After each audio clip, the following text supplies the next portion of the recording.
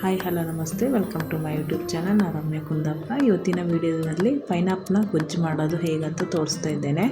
ಮೊದಲಿಗೆ ಒಂದು ಬಾಣಲೆಯಲ್ಲಿ ಒಂದು ಟೇಬಲ್ ಸ್ಪೂನಷ್ಟು ಕಡಲೆಬೇಳೆ, ಹಾಗೆ 1 ಟೇಬಲ್ ಸ್ಪೂನಷ್ಟು ಕೊತ್ತಂಬರಿ,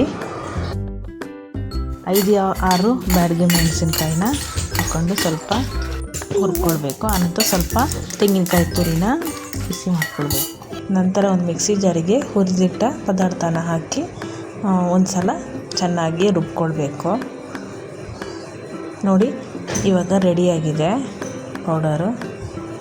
ನಂತರ ಒಂದು ಬಾಣಲೆಗೆ 2 ಟೇಬಲ್ ಸ್ಪೂನಷ್ಟು ಎಣ್ಣೆ ಹಾಕ್ಕೊಳ್ಬೇಕು.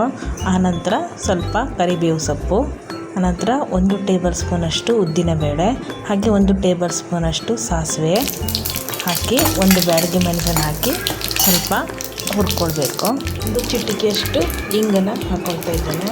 ಆನಂತರ ಚಿಕ್ಕ ಕಟ್ ಮಾಡಿಟ್ಟ ಪೈನಾಪಲ್ ಹಾಕ್ಕೊಳ್ತಾ ಇದ್ದೇನೆ. ಹಾಕಿ ಆದ ನಂತರ ಸ್ವಲ್ಪ ಈ ಥರ ಮಿಶ್ರಣ ಮಾಡಿಕೊಳ್ಬೇಕು. ಮಿಶ್ರಣ ಆದಮೇಲೆ ಸ್ವಲ್ಪ ಮುಚ್ಚಿಟ್ಟು ಆನಂತರ ಸ್ವಲ್ಪ ರುಚಿಗೆ ತಕ್ಕಷ್ಟು ಉಪ್ಪು, ಹಾಗೆ ಸ್ವಲ್ಪ ಒಂಚೂರು ರುಚಿಗೆ ತಕ್ಕಷ್ಟು ಬೆಲ್ಲನ ಹಾಕ್ಕೊಳ್ತೇವೆ. ಹಾಕಿ ಆದಮೇಲೆ ನಾನು ಪುಡಿ ಮಾಡಿಟ್ಟ ಮಸಾಲೆನ ಹಾಕ್ಕೊಳ್ಬೇಕು.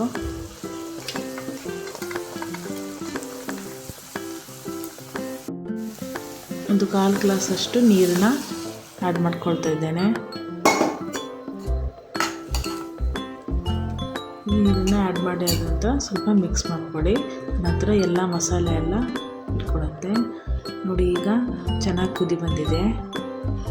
ಒಂದು ರುಚಿಕರವಾದ ಒಂದು ಪೈನಾಪಲ್ ಗೊಜ್ಜು ಈಗ ರೆಡಿಯಾಗಿದೆ. ಈ ವಿಡಿಯೋ ನಿಮಗೆ ಇಷ್ಟ ಆಗಿದ್ದಲ್ಲಿ ಲೈಕ್ ಮಾಡಿ, ಕಮೆಂಟ್ ಮಾಡಿ, ಹಾಗೆ ಮುಂದಿನ ರೆಸಿಪಿಗೋಸ್ಕರ ನನ್ನ ಚಾನಲ್ನ ತಪ್ಪದೆ ಸಬ್ಸ್ಕ್ರೈಬ್ ಮಾಡಿ.